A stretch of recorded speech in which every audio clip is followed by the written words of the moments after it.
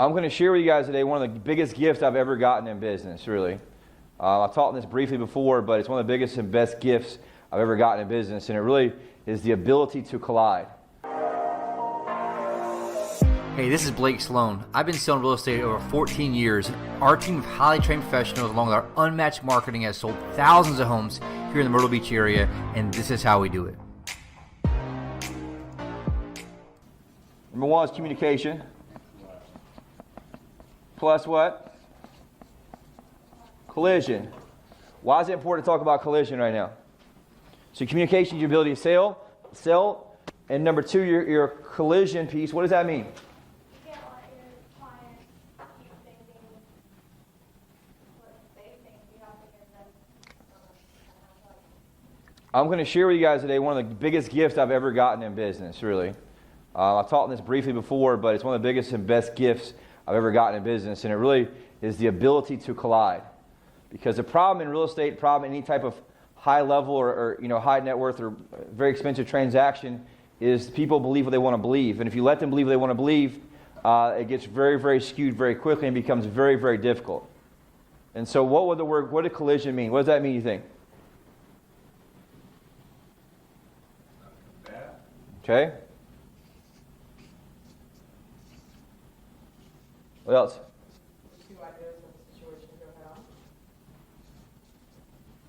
Ideally, my goal here through both collision and communication, if you look at both of them, are to do one thing. What do you think it is? Shift their mindset. I want to move them, right? Collision helps move them. The problem why it's so important now is as a shift happens, the buyer or the seller's worldview stays where it's at. Sellers think their house is worth way more than it is. Buyers think that's going to get way lower over time, right? And that they need to wait. And so part of what I need to do is help understand that I'm going to have to collide with them, and there's ways I collide, right? Number one way you collide with people, verbal. Second way, physical. Obviously, that's not something we do here to teach, but that's the overall part you're able to do. And then obviously there's an emotional piece of that too in terms of what we do. So my whole thing is I got to be able to take an idea, right, and have an impact on them and really insert a thought into their mind to help move them that way. That makes sense. If you look at the communication and collision piece, the goal here is have an idea. And my idea I have to do what? Insert it into their mind. Sometimes I have to do that through collision. Why? Why is that, you think? Open to accept the idea. Yeah, so there's a reason that collision is married up to communication. Because I can communicate all day long, but if they don't believe me, or if they're stuck in their worldview and how things are they going to take that into light very much? No. So the problem is what most people do is they just communicate all day long, and their client doesn't take that in or believe them, and so they don't have any what? Any real success, because they don't have any ability to communicate with the client. That makes sense, you guys? Now, there's two main reasons does this make sense why this is so important? I have to collide and shatter their worldview and their self-view. Their worldview is how they see things around them. Seller's worldview is they think the house is still in a hot market that's under a frenzy, right? Buyers still think, well, the market's going to crash and I'm going to get this thing dirt cheap. And probably the reality is going to be somewhere in the middle. And so my job as an influencer, as a salesperson, is to be able to collide with them with clear communication and get them where they want to go. Makes sense? All the money in this business is made in collision. I had 3 instances in last week that was a problem with this, right? And I'll get to it in a second, but why do you think that this collision is a problem, why agents don't do it? Or it doesn't work for them? Do what? Really 2 main problems I've noticed in doing this. Number one is they're scared. There's a lot of people that fail in sales or don't do very well in sales. Why? Because they have fear of conflict. And I don't want you to look at this as a bad conflict. If you do it right and do it with precision, an actual system that we have is not very bad at all, and they like you more, and it makes you a much more trustworthy salesperson that they like you and send you more referrals. A lot of people wonder why don't I get a whole lot of referrals from my people? It's because you didn't influence them in a big way. They like you and they may do a nice testimonial for you, but they're not going to be a huge advocate and send you a lot of referrals because a lot of times that person is not colliding with them and having them guide themselves in the right direction. Second reason why it doesn't work a lot overall is they do it wrong. What I noticed a lot of times is they don't enter the frame the right way. It's not handled the right way. We had 2 instances really in the last week. One person collided with the client. Client got upset, called somebody else, and complained about them for 20 plus minutes about that person. And what that means is really they kind of did it the wrong way, because why? Here's what I can't do as an agent. I can't get triggered and collide, because what happens then? They take it the wrong way, they automatically do it. Now, there's a big art to it too, because on the flip side, you can do it the right way, but they take it the wrong way, and all of a sudden you're still the bad guy. We had an incident happened yesterday with that, with the seller.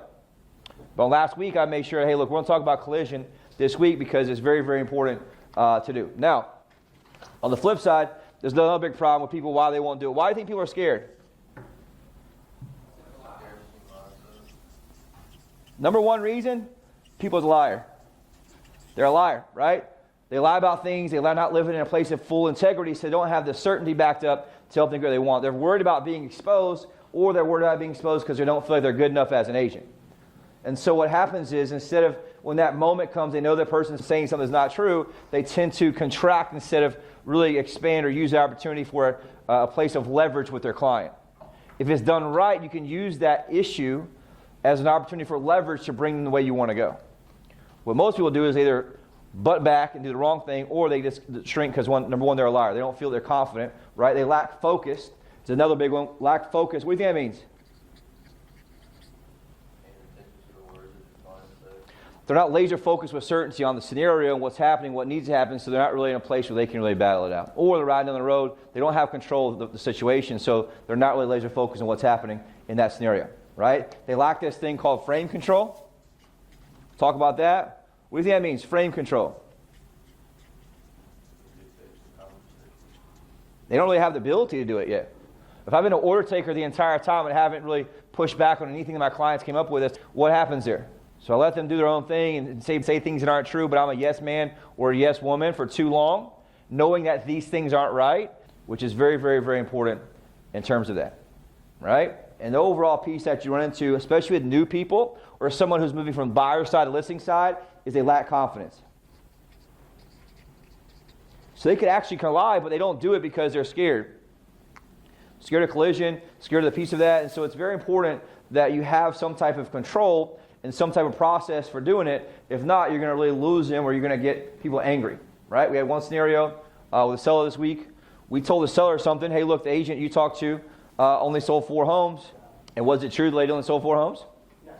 Right? So we're telling the truth, but the lady turned on you, right? It's an opportunity here. And it just goes to, there's ways to do things from a collision standpoint in how we do it. The number one thing I see on the buy side is your buyer triggers you. They say something to you, you get pissed and clap back at them and tell them the truth, and then what happens?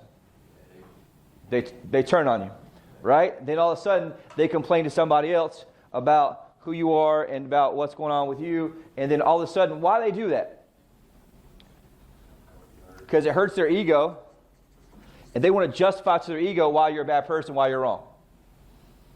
And so if I can elevate to a higher level, I can have master influence over these people in terms of how they operate, what they do, because I can do it really through a framework. And so that's why a framework is so important. Or if I have a conversation and I'm not setting a clear frame of what we're going to do and what's going to happen, all of a sudden I have these conversations at point 1, all of a sudden we're here at point 2, then we're up here, we're at point 3, all of a sudden we're here at point 4, and it's very, very hard to keep colliding. Why? Because I'm chasing these rabbits over and over and over, and so that's why frames are so important.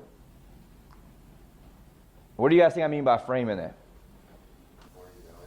I'm going to teach on this in a few minutes. I kind of created a thing. But in a way, I got to set a frame, right? So in the frame, there's going to be this whole opportunity here, I guess, here. There's got to be an entrance to a frame. There's got to be an exit out of a frame. What do you think that means?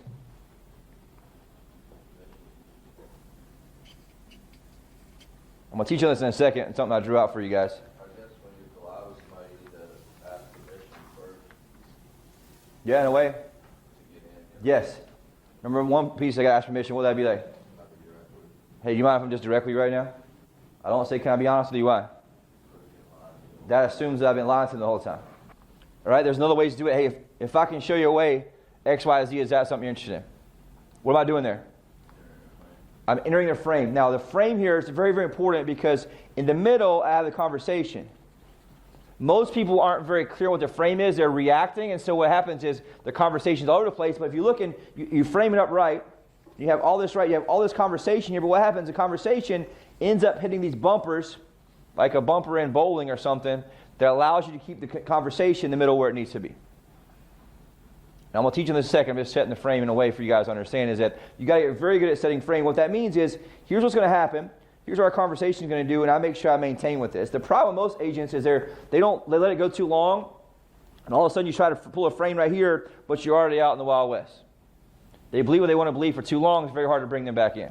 With showings and things, you just think every showing is going to offer, right? And so all of a sudden the offer wouldn't come, then he would believe, oh man, right? Not knowing that we can't force somebody to take an offer. And so it comes down to how we're able to do this overall with the people, right? And so what we're going to do is kind of take them through a process over here. I'm going to kind of go through a couple of main things. Does this make sense to you guys here? Am I losing you so far? What I got to do if I'm an agent that's really kind of scared to do it? With who? Role play. Right? It's very, very important for me to do in that scenario that I can run through the people, which I think is very, very important overall. So I'm going to teach a couple real quick things. Right? I want you guys to kind of remember this whole thing. No frame, no game. We'll talk about this before. No frame, no game. What does that mean?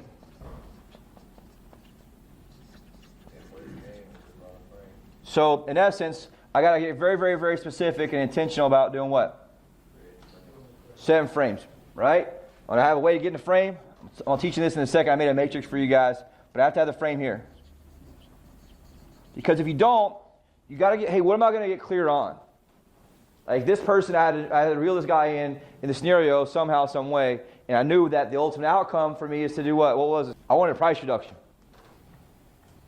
That was my goal at least. And number one, calm him down to that scenario. But for me to calm him down, guess what I had to do? Collide. I had to push back. If I said, oh man, I'm so sorry. And so I did it nicely in a way because it's a friend, I don't want to do too much in that, but there's a way to do it in that scenario. Right? But I got to create this sacred space in a way for me to collide. And I do that through questions. Then once I do that, I get in the middle, right? And I'm going to have that collision. I have principles I want to talk about here. And just so you know, if I don't have a frame, right? Let's say over here is the no game. What it looks like is this. This is what communication looks like. And a lot of you guys have this with your clients. And what happens is you get all thrown at the end, you're frustrated, they're frustrated, and all of a sudden what happens at the end? They don't speak to you anymore. They turn on you and they go somewhere else and buy through somebody else. Or sell through somebody else. Or list with somebody else. Right? And so I've got to get very good at framing things up with questions that allow me to get where I want to be. Quick basic stuff, have to have an entrance in the frame, have to have the exit in the frame. I'll teach you on that in a few minutes. Just want you guys to be very clear about that. And then once I'm here, I have clear communication that allow me to do what? Collide. And what you guys understand, piece of that, right, is at this point, I'm going to use my questions, and my questions become medicine. What do you think that means? Yes. They become doorways. They become breakthroughs. They become all these things for people overall once I have that scenario set. Inside the frame, I got to do two things. The second piece. Number one, I got to set the frame. Talk about that in a second. Number two, inside of that, once they're in there, right, I have the person setting the frame here, aka buyer, seller. My goal here at this point is to do one thing.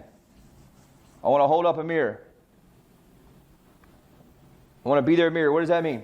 This gets a little bit more like chess, gets a little more like jockeying back and forth or tennis. You got to get very good at doing this. For me to do so, I got to be very clear on the outcome. I got to be very clear on something else. What is it? The facts. For me to do that, though, I can't live in a world of emotion.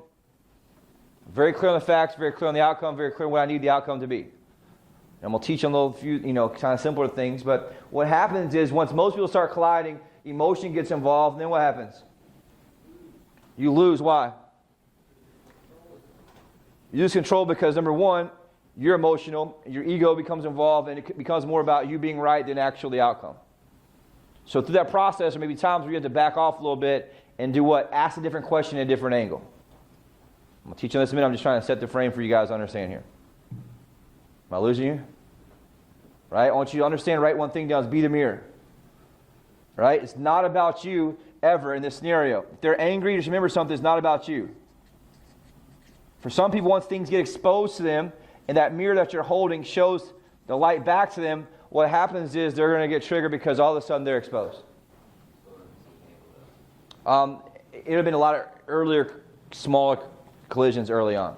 Once you start sensing, here's what most of you do on the seller side, especially on the buyer side. You sense when all of a sudden they're out in fucking outer space, right? They're saying things that don't make sense. They're saying things that don't really, that don't make any sense logically. And so our job is to do what? Have a spider sense and bring them back in with the collision. I'm going to teach you guys how to do that in a second. That's very, very important. But I just want you guys to understand the overall psychology of this in that scenario. So I got to make sure that I'm able to do that. Now, for me to do that, right, I got to make sure, number one, my mirror is clean. I'm clear, right? I'm focused. I'm living by the code, meaning that I live by what I do. I have certainty in what I do. I have certainty who I am, right? I'm not living in a place that I'm hiding from things. Because if I hide from things, I'm not going to be able to expose it to somebody else.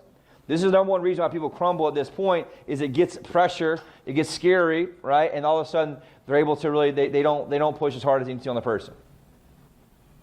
Am I with you guys on this? This is about helping people understand from that scenario, right? I got to make sure I have the frame, make sure I set the frame, make sure I'm able to be the mirror on it. I'm going to teach you guys my kind of part on it. Third piece I got to do once I hold the frame open is once I have the frame set, I have to be willing to hold space. What that means? Yeah, I got to protect it. Even if they don't answer. I got to protect this space. I want you guys to look at space as energy. What most people do is somebody gets reactionary to you, and what's the agent do? Get triggered or They get triggered, right? A lot of times they get triggered, all of a sudden it becomes this back and forth versus, hey, look, I understand where you're coming from, but let me just explain to you this X, Y, Z. You're going to get that a lot right now going forward. Really has to do with what? The market, the shift, things happening. That's why you get really, really good at colliding right now. One of the great ways to do that is through role-playing and practicing too, so you understand, here's how we do it. I remember we did it in Warrior a lot. It's very, very uncomfortable. Once I started doing it, I got very, very comfortable at it. And thankfully, I wasn't really ever that uncomfortable before I used to do it. I'd be the one that would clap back and get too angry, and I would mess the situation up. Now I'm able to stay much more calm and protect that space. You got to protect that sacred space, right? Protect it. And once I'm in here, I'm going to do one thing. I'm going to ask questions, right? I'm going to look for things in that space, right? I'm going to ask questions. What type of question do you think it is? Like what? Tell me more about that. Right? Great. What data did you use to get that scenario? Right? What comps are you using? All these things that I'm coming from a place of inquiry, not from really judgment or coming at them a certain way. That makes sense, you guys? Here's number one. I need you to make a decision. What do you think the decision is? That I'm going to collide.